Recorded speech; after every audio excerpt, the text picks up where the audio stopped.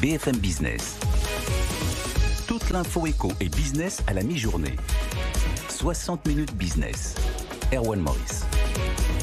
C'est l'actualité du jour en Europe, bien sûr. Olaf Scholz, nouveau chancelier de l'Allemagne. Il succède donc à Angela Merkel. Nul doute qu'il va être très observé dans les prochaines semaines et dans les prochains mois. Il aura notamment pour mission de préserver le leadership du pays. On va parler de tout ça avec notre invité. Bonjour Paul Maurice. Bonjour. Merci beaucoup d'être avec nous, chercheur au comité d'études des relations franco-allemandes. Alors au-delà d'Olaf Scholz, de la personne, c'est la coalition aussi qu'on regarde aujourd'hui, bien sûr. Les Verts, les libéraux et le SPD, car Scholz ne pourra rien faire sans eux. C'est une coalition aussi très européenne. Effectivement, alors en Allemagne, on gouverne toujours avec une coalition. Ce qui surprend ici, c'est que c'est une coalition à trois pour la première fois de l'histoire. C'est inédit à l'échelle fédérale. Les coalitions à trois existent à l'échelle des Länder, donc il y a déjà cette expérience, même si les enjeux ne sont pas les mêmes. On a une coalition qui aurait été plus logique et plus habituelle, c'est celle du SPD avec les Verts, c'est celle qui a gouverné de 98 à 2005. Et là, la présence des libéraux perturbe un peu dans l'analyse, puisqu'ils sont plus à droite, plus libéraux au sens économique, et donc on se demande ce qu'ils vont faire avec les Verts, plus pacifiste, plus interventionniste pour les questions climatiques. Ouais, ça a de quoi un petit peu effrayer pour la suite, ou est-ce que malgré tout vous pensez qu'ils vont réussir à travailler ensemble sur un projet commun ?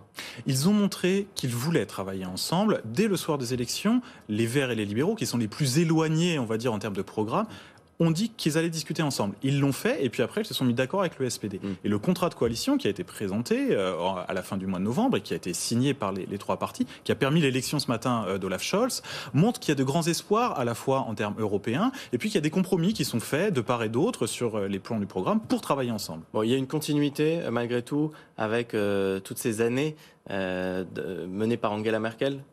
Un changement dans la continuité. La continuité, c'est Olaf Scholz, sortant finalement, vice-chancelier, ministre des Finances, qui connaît déjà un peu les partenaires européens, même si le grand public ne le connaît pas forcément en France. Et puis le changement, c'est les libéraux et les Verts, avec des programmes très ambitieux en termes de transition énergétique, de protection du climat, mais aussi de nouvelles technologies, d'innovation pour le numérique, et puis aussi un peu de retour à une forme d'orthodoxie budgétaire pour les libéraux, mais qui va dans la tradition de ce qui se faisait en Allemagne jusque-là. Bon, Paul Maurice, quels vont être les défis à court terme, à moyen terme pour cette coalition ? On parle de beaucoup de dossiers, peut-être le climat pour commencer, les énergies vertes, c'est l'un des grands chantiers là, de cette nouvelle coalition ? Effectivement, on voit la patte des Verts, bien sûr, mais tous les partis sont d'accord sur le fait qu'il faut avoir une politique plus ambitieuse en termes de transition énergétique et de protection du climat. La question qui se pose, c'est comment financer tout cela ? Puisqu'il faut investir et les libéraux veulent une rigueur budgétaire plus stricte. Une des réponses qui est apportée, ce serait l'investissement par le marché et l'investissement par les entreprises, et donc d'impliquer les entreprises dans cette transition. Elles sont d'ailleurs très conscientes de ça, puisque pour gagner des marchés, c'est aussi des technologies d'avenir. On voit l'industrie automobile qui amorce une transition vers l'électrique. Il faut maintenir l'Allemagne à son poste de leader industriel. Il va falloir moderniser les infrastructures. Ça va être aussi un des gros chantiers d'Olaf Scholz. C'est un des grands enjeux et on a vu que ces dernières années, alors l'époque Merkel a permis d'assainir les finances publiques, mais on est resté un peu plus calme sur la question des investissements et ça va être nécessaire puisqu'on a des grands enjeux dans la relation avec la Chine, dans la relation avec la Russie et aussi à l'échelle européenne et il va falloir trouver des compromis pour investir. Comment on va le faire ? Ça va être la vraie question. Ouais. Bon, la Chine, justement, Xi Jinping, le président chinois, qui appelle il y a quelques instants un nouveau niveau de relation avec l'Allemagne sous Olaf Scholz. Les relations avec le partenaire chinois vont aussi changer, évoluer ? Alors, avec le partenaire chinois, on est dans une relation très ambivalente. C'est-à-dire qu'avec les Verts aux affaires étrangères, avec Annalena Baerbock comme ministre des Affaires étrangères, on a une volonté d'être plus strict envers la Chine sur la question de respect des droits de l'homme et de respect des minorités. Il est mention de Taïwan, de Hong Kong dans le contrat de coalition.